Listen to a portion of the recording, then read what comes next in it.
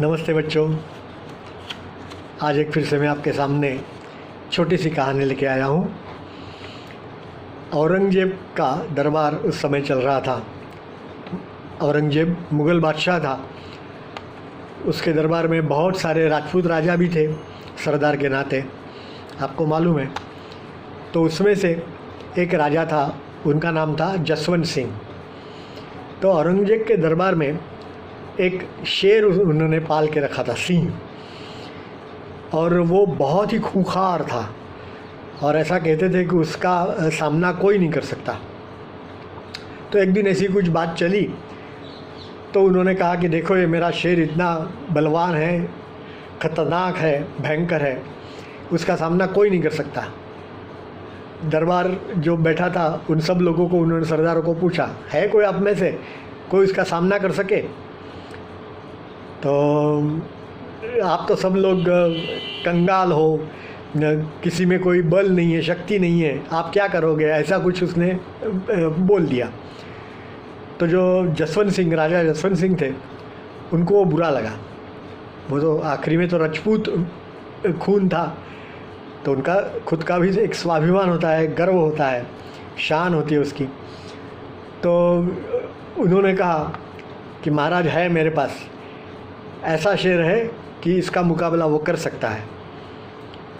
तो औरंगजेब आश्चर्यचकित हो गया। उन्होंने पूछा कि अरे वाह, आपने कभी हमें बताया नहीं आपके पास शेर है?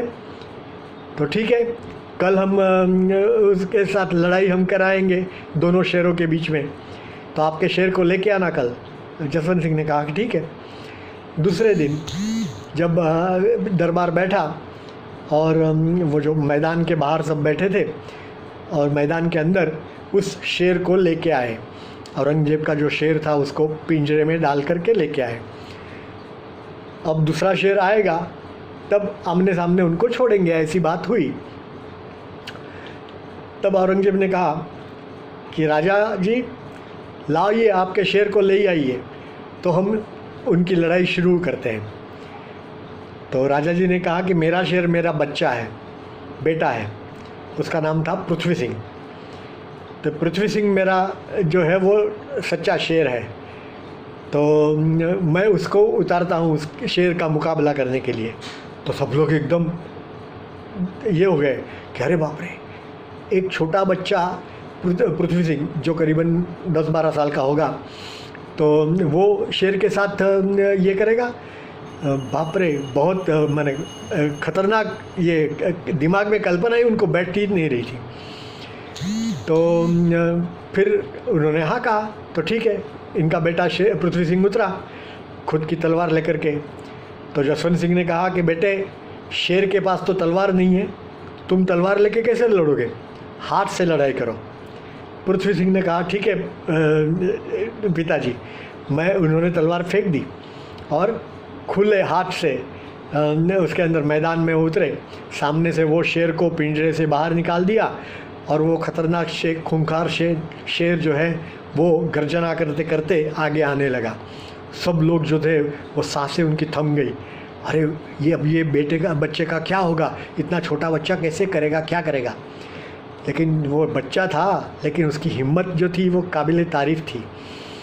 उस समय बहुत हिम्मत थी और शक्ति भी थी। छोटा बच्चा था लेकिन शक्ति वाला था।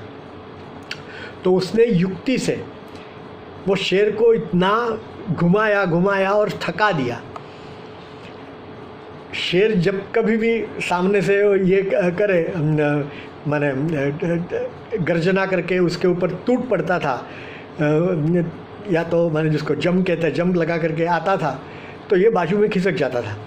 तो ऐसा बहुत बार करने से वो थक भी गया और घबरा भी गया कि ये क्या हो रहा है।